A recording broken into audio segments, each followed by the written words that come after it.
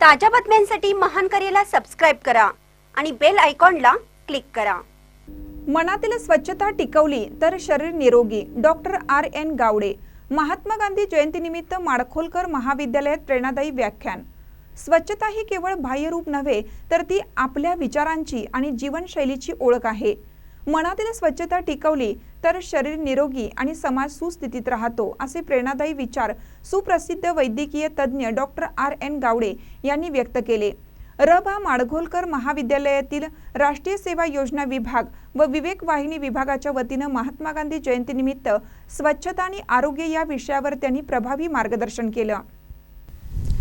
कार्यक्रमाचे प्रास्ताविक राष्ट्रीय सेवा योजना विभाग प्रमुख डॉक्टर SD गावडे यांनी केलं। यावेळी प्राध्यापक AD कांबळे, प्राचार्य डॉक्टर SD गोरल यांनी आपले विचार व्यक्त केले। कार्यक्रमाचे सूत्रसंचालन प्राध्यापक MS देवटे यांनी केलं, तर आभार प्रदर्शन डॉक्टर NK पाटील यांनी मांडले। या कार्यक्रमाला doctor Arun Jadhav, doctor RA Kamalakar, doctor NS Masal, doctor GY Kamble, प्राध्यापक VK गावडे तसेच विद्यार्थ्यांची मोठ्या संख्येने उपस्थिती होती।